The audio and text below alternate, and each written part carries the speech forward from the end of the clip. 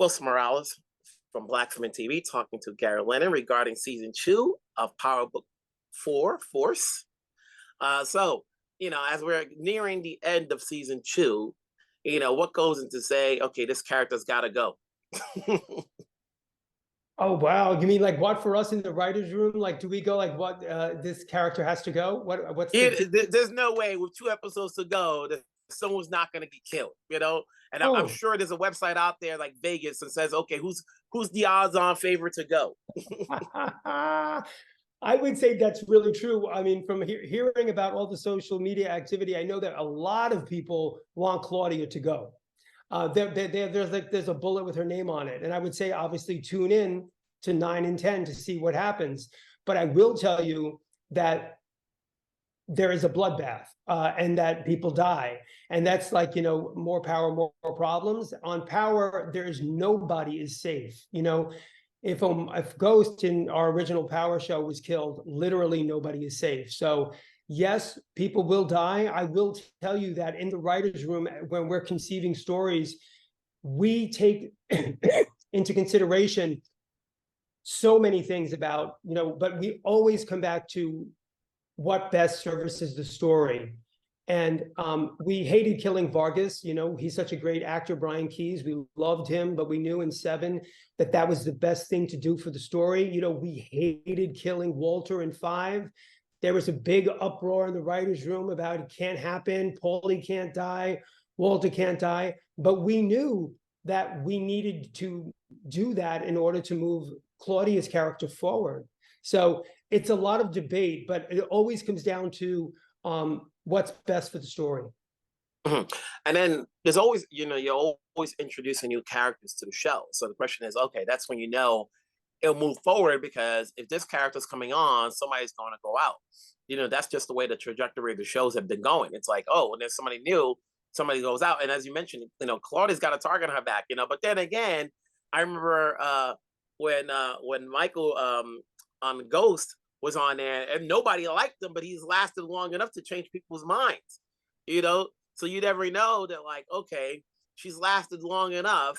Maybe there's a reason to keep her alive for business purposes. So we don't know where it's going to go. But, overall, obviously, these shows have lasted long enough that, we like to assume there's going to be a season 3, so assuming that every show wants to assume there's going to be another season. Do you, as the showrunner and the writers, go in there with that premise to like, okay, let's continue it as we're going to continue going on?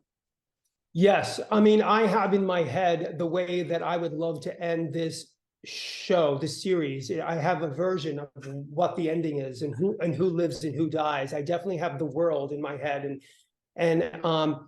and we definitely, at Stars, hope that there is a season 3. The fans hopefully will, watch in and tune in, and the Stars will grant us that. I feel that there is definitely more story to tell.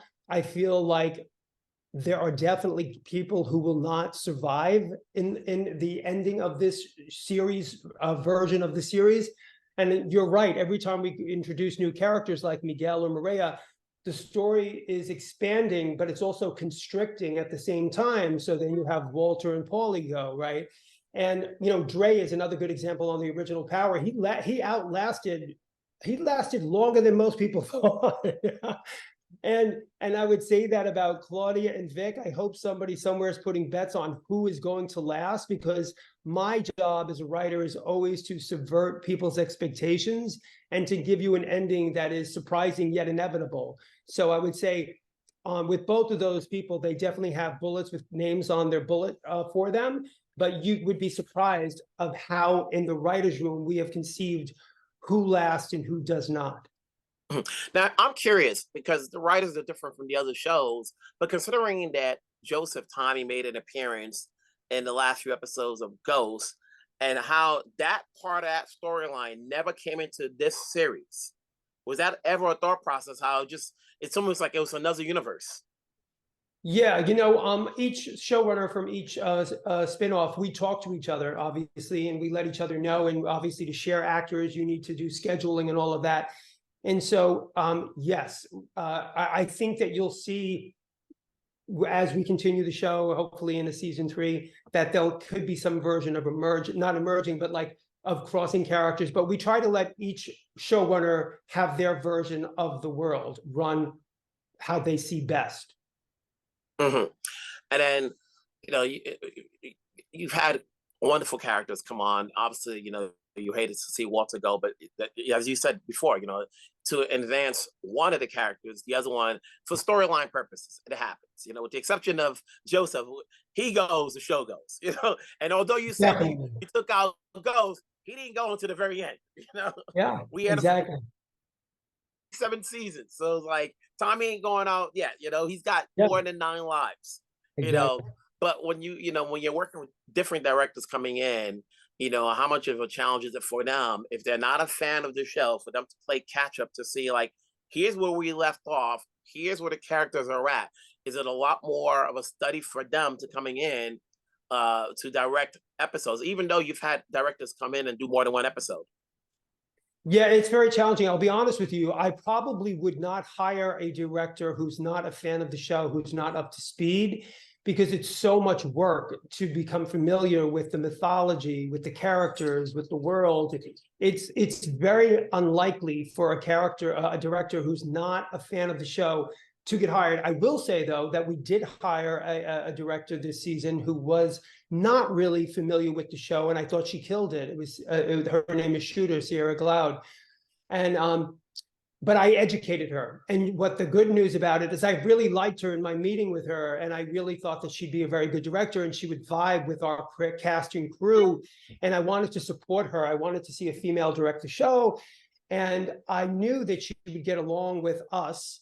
And then I made it easy for her to be sort of, and the great thing was she was like a sponge. She just absorbed all the world. She had loads of questions. And by the time she left our show, I'd say she was a scholar in power, world, power, universe, and particularly force. And so it's my job to really educate the director on all of that. And if people in my interview, when I'm interviewing directors, don't ask the right questions, I just know it's not the right fit. It doesn't mean they're not a good director. It's just the right fit for this particular show. Obviously, my question to you as a showrunner, no one talent. I always say talent can never stop learning. And so far from what you've done from the previous shows to now to future projects, what are you learning from this particular show that helps you moving forward per episode, per series? That's a great question. What am I learning? I think that this is a great question because it's a life question, right? I say your life's problems are your work's problems. So I think for me, what I'm learning is that practice restraint for me. I think that less is more. Sometimes I will want to overpack an episode with stuff, and I feel like I can spread it out a little further. I think that sometimes I don't need to say as many lines as I want to say. I can cut them out. I had a wonderful opportunity working with the actress Marissa Tomei on a project of mine, and she came to my house, and I was going to direct this movie, and she went through the script with me, and she was like, "Yeah, I don't need to say this line because I'm going to be doing that, and the camera will pick up on that." And so I think what I'm learning sometimes is less is more, and also to trust the process. And you cannot control everything. And I think it's such a waste of time to think that you can. I think that you can create an incredible space where everyone feels safe to do their best. And then some of the magic is out of your hands. And usually you'll get better performances if you don't hold on to something so tightly. Now, granted, the show and the episodes are already written before the fans get to see it.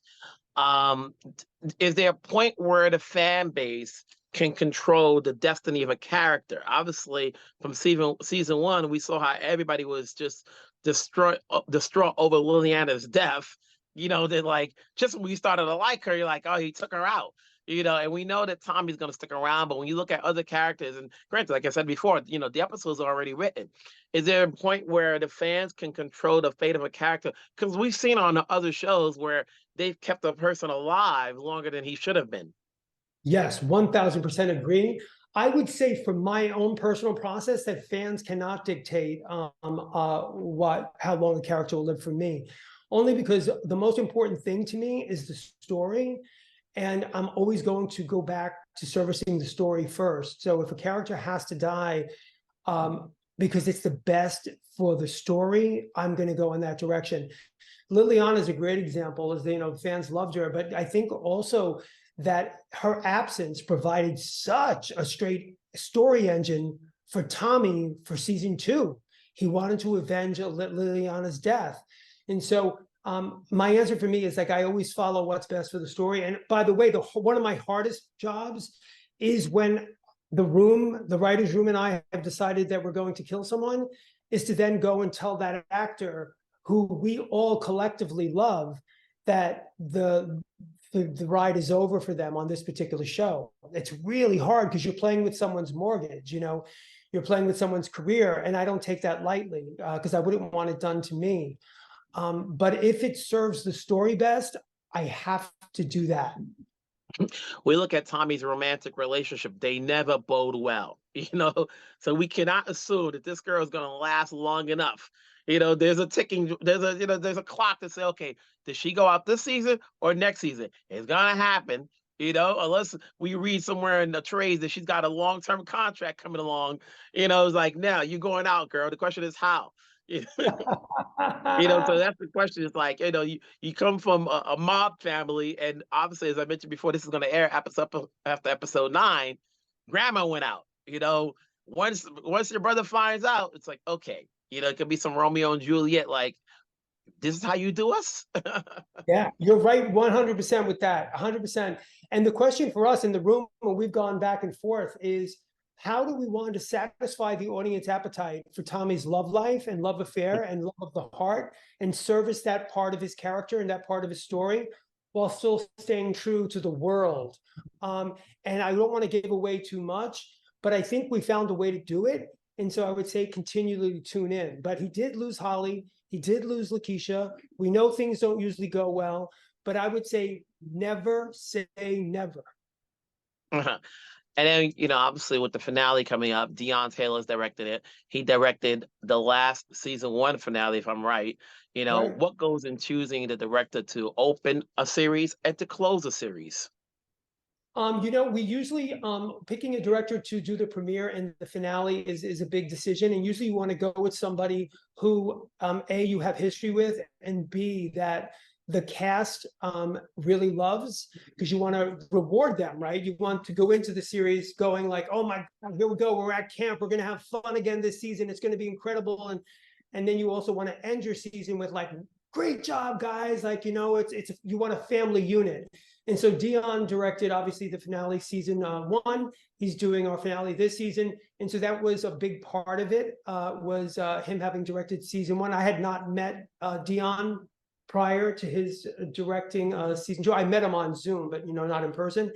And then the same thing with the pilot. Rob Hardy, or first episode, Rob Hardy is a big family member of the Power universe. He has directed a lot of great episodes of Power. I've worked with him in the past. I've actually known Rob before my days on Power, before his days on Power. I knew him a long time ago. And so that is, but then there are directors like Rivera, who directed episode 8, that I think did such an incredible job that he deserves a spot in some finale or a premiere episode. And as you work with people, you vibe with them. It's like any other job. You start going like, oh, wow, I really like spending time with this person. This person makes my material better than it is, elevates. And you want to work with people that elevate your material. You said your material. Do you ever call an audible, meaning that you've seen the episodes or you're watching the tapes and you're like, we need a little bit more? Yes. More or less? Yes, both. That's why editing is so much fun. You'll be in a scene and I'll even have written the scene and I'll go, oh my God, is this character going to stop talking? And so then, you go to cut away to around the corner to the other character and you cut back, and I was able to trim 10% or 15% of his monologue or his story, So yes, in editing, you find you can balance the episode better in the editing room. And you can find fixes you can add music. If a moment in your mind or in the script you thought was more emotional and the actor didn't get it to that moment, you can score it and really add a little extra emotion to it, or you can cut away and come back to them on a look, and that will make the emotion a little stronger. There are tricks of the trade in the editing room that make episodes better. Gary, it's been a pleasure speaking with you. Obviously, we don't want to go into too many details. 'Cause obviously, there's always a discussion. The ninth episode of most shows are the ones that people pay attention to because that's the one that grabs them. Because, if anything, the finale needs to be a bang. If not, you always have nine to hold on to. We could always Yes, name a bunch of series as far as how nine was the best and 10 didn't live up to its potential. So nine is yes, always just as crucial as the number 10. yes. Or As a matter as they call it, the penultimate episode. Yeah, exactly. I actually, when I work on somebody else's show, I actually love writing episode 9. I wrote a bunch of episodes 9s in the original Power show. And so keep it going. Obviously, we'll see what the fan base has to say Friday night because they don't wait till Sunday to watch it on TV. They're too much of a fiend. They'll watch it on the train station, they'll watch it on the Yeah. plane going somewhere, Yep. they'll download it, they'll find it on the Fire Stick. Like we can't wait to see it live with everybody else. That's for the Yeah. civilians. All Exactly. Exactly. right, Gary. I'll let you be. Until the next time, we'll talk again. Thanks for the love, Wilson. I appreciate it. Take care. Bye.